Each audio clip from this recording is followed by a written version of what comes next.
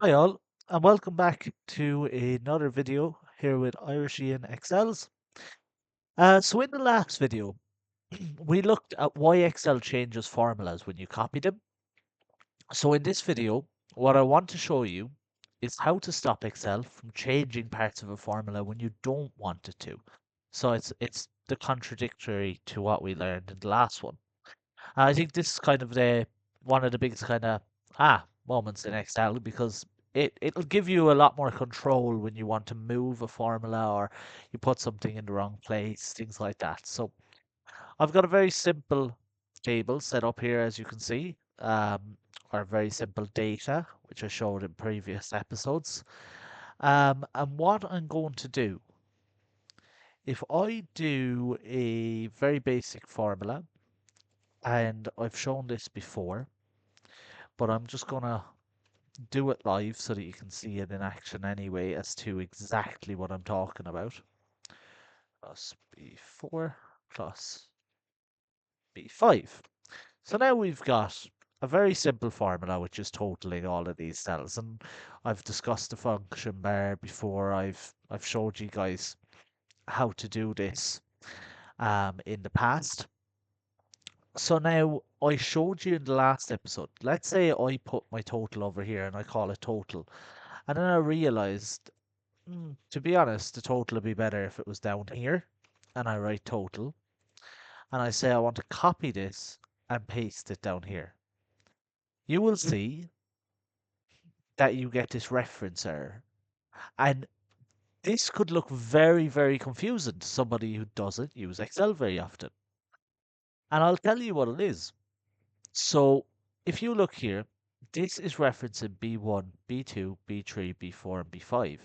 And you've moved a 2 to the left. 1 to the left of that would be A. And to the left of A, as far as Excel sees, there isn't anything. So it can't reference to the left of A, right? Because A is the very first column. So because Excel can't reference it, it will give you a reference error here in the function bar. And you will see it's giving you it here and it's giving you it in all of these as well.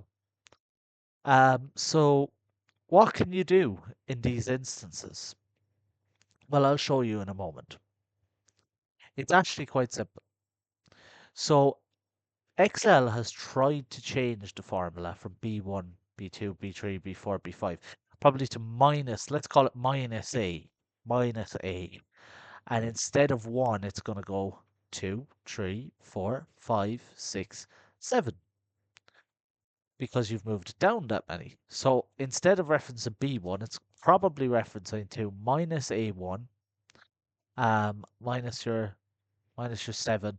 It's probably or plus your 7, sorry. It's probably referencing to minus A and then it's referencing to 7. So minus A7 and then minus A8, 9, 10, 11.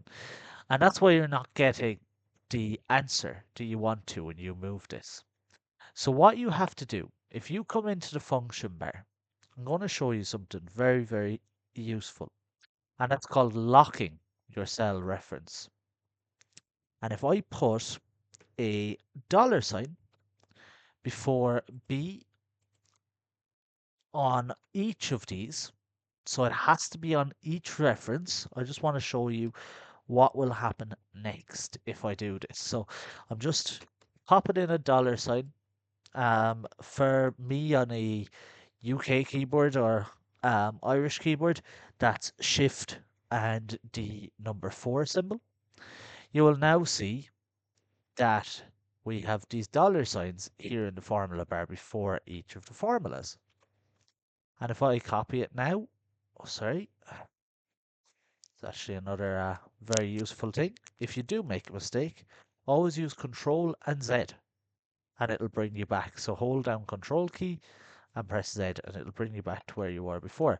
So if I Control C or copy it, or you can do it this way and right click and copy, of course. And if I right click and paste, okay.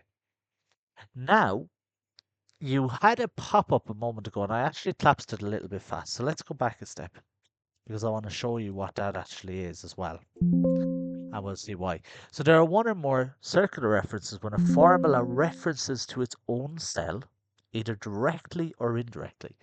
This may cause them to calculate incorrectly. Try removing or changing the cell references or move the formula. So what it actually is, I locked by putting the dollar sign here before B, 1, 2, 3, 4, and 5. This is what I wanted to show. I have locked Excel to tell it that don't change this B. If you move this formula, don't change this part of it. Keep the B. That's what you're basically telling it. Keep B as the column. So by putting a dollar sign before it, you have told it that. So it's now referencing to B7, 8, 9, 10, and 11. And the reason you got the circular reference is it's basically referencing to itself. The total may look right because the total being 68 is because it's referencing to itself. That's basically what was happening there. So now, how then do you get it to not move at all? And I'll show you that next. So the same thing we did with lock and B, you also have to do that before each of the numbers. You have to put a dollar sign. And that dollar sign, it's not a currency in this case. What it is a cell in Excel, as I said, lock column B, lock column or lock row 1, keep the formula the exact same. And when you paste it down, you will notice it is the same. So it's kept B1, it's kept B2, B3, B4, and B5. So that's kind of the example in action, so to speak, with this one. So it didn't actually move. And that's what I wanted to show. So just to recap over it and I suppose explain it again one more time. If you don't lock the cell references by putting a dollar sign before the column and the row, when you move it, when you move the formula, whether you drag it down by moving it or whether you copy and paste it, whatever you do with that formula, if you haven't got it locked, it will change. But when you lock it, you can move this anywhere. It'll never ever change again unless you tell it to. It'll always keep the formula the same. So let's just show one more example then. If I unlock it again and just show you